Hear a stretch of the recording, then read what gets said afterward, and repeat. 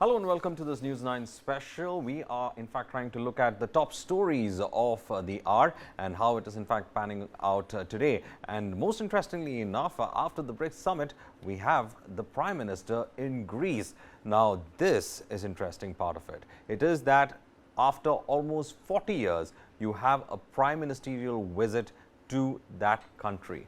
How bad it is that we neglected Greece for the last 40 years, and now it looks like India is trying to get into an engagement deep enough to ensure that the strategic ties as well as bilateral ties with Greece is taken up. The Prime Minister was also given a rousing reception at the Athens airport as he touched down and met with some of the Greek leaders who had come to receive him. Now, to discuss more about this, in the studio, we have with me my colleague Pankaj Mishra, who joins us. Pankaj, how important is this Greek visit? I mean, we talk about Greek odysseys, we've heard about this, but India took 40 years to have the first level prime ministerial visit, such a long delay, and now it looks like Greece is appealing. Well, definitely. See, I mean, in this fast-changing, world order, it is difficult as of now to stay aloof from even the remotest part of the country, I would say, part of the world, I would say. And as far as Greece is concerned, then there are two crucial things that the Prime Minister has achieved with his visit after 40 years by any head of the state from India. First one is he met the diaspora there. Indian diaspora in Greece is not that big as compared to say a neighboring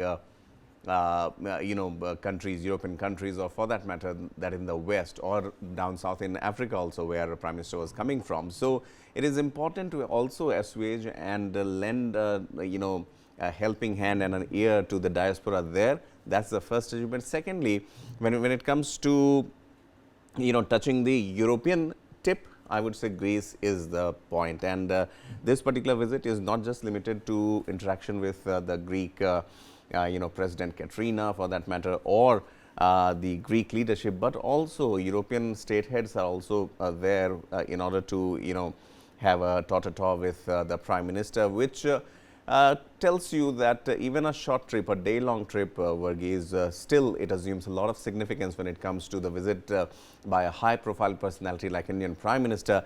And needless to say, flying from one continent to other, down south in South Africa, the southernmost tip of African continent, to further on top at the entry point of Europe.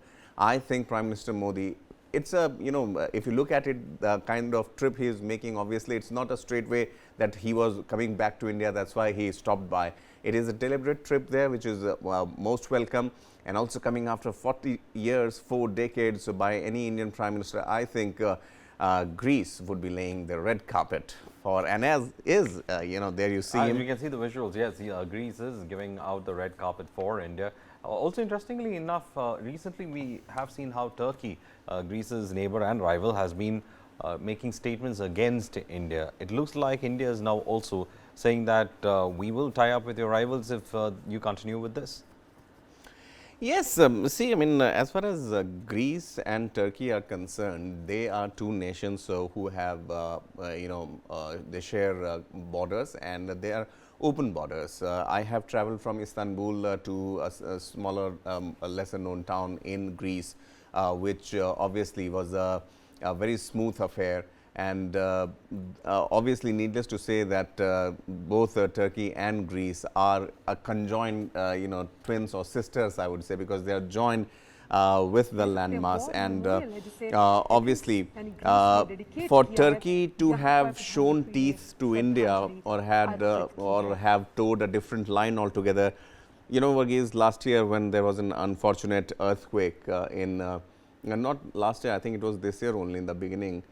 India had sent, a relief and rescue team from here to Turkey, and that was India became the first country to reach there.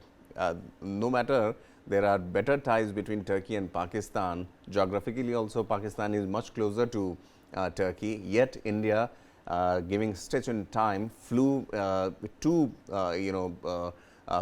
planes with relief material and doctors from the army and the civilian corps. And then that was the time when the view about India and Turkey completely changed. That was admitted by President Erdogan.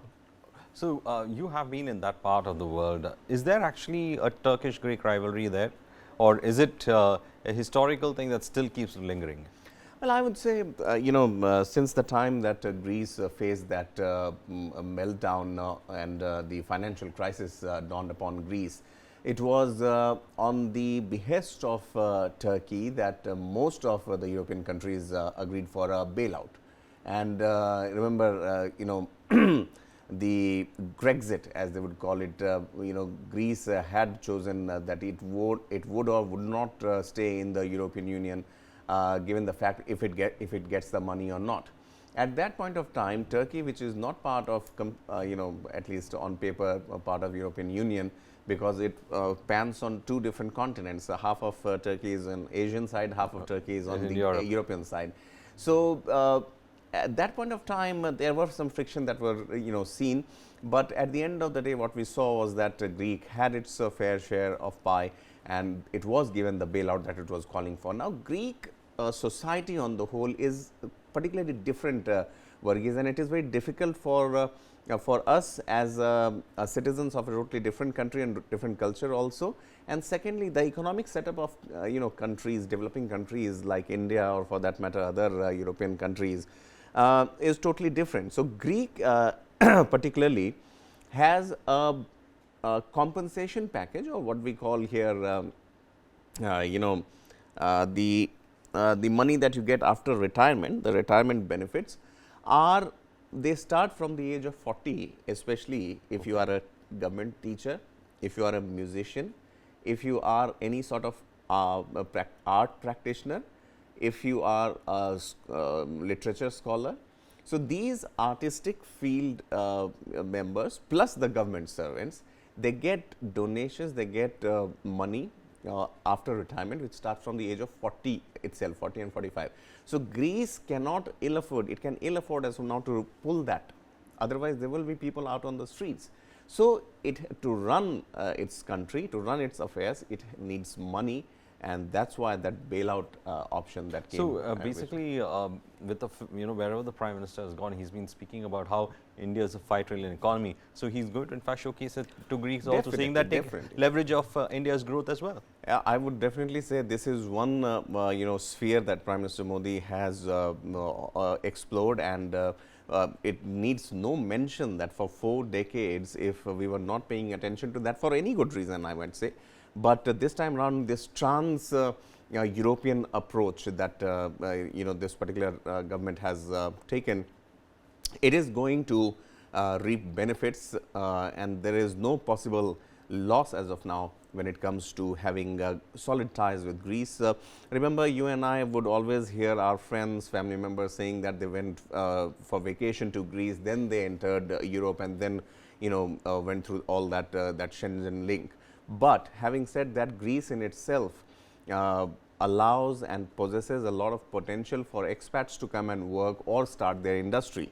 So, now this is something, and I would also add here, for just for the benefit of our viewers, those who plan to maybe visit Greece, this particular belt of Greece and the Turkish side, especially which is on the European continent, they don't have much Indian cuisines and Indian culture. Not many families, you would say. In Istanbul, I was told that there are roughly 30 odd Indian families living. So, there was only one Indian restaurant. Now, we have seen at different places also, and this is what Indianness does to you. We have seen Indian restaurants in remotest parts of the world. I mean, be it New Zealand, which is called the end of the earth, or for that matter, Australia obviously has a large diaspora. In African countries also, especially West African countries, you have Indian eateries. This particular belt I found an exception to, and those who aspire to actually move on to Greece and maybe open a restaurant, I would say, I mean, this particular visit at least puts faces to the names. And it's a good step, I would say. faces to the names. But again, it looks like, India's Foreign Office discovered Greece after 40 years. There seems to have been a big, long kind of a gap when it comes to it. Well, we have the Greek ambassador giving a reaction on it. Let's in fact listen into what he had to say. We would like to be the gateway to Europe for India, and we are assisted to that by our geographical position. By our ports that can be really the gateways for the Indian products to come into the European territory and the European markets. But it's not only this. There could be a lot of other kinds of cooperation, with Indian investments in Greece, but also of Greek investments in India. In fact, we are very dissimilar as regards the size as countries, societies and economies. But on the other hand, the fact also is that we are very complementary the one to the other. That is, for instance, we have with our geographic position what India really needs in order to import its products to the European Union. And also we have complementarities and similarities in many issues. For instance, I would mention the technology for the green transition and for renewable energy. Well, that was the reaction coming in from the Greeks on the visit and how they plan to have a deeper relationship with India and, in fact, become the gateway to Europe for India. So there is a lot of bonhomie out there.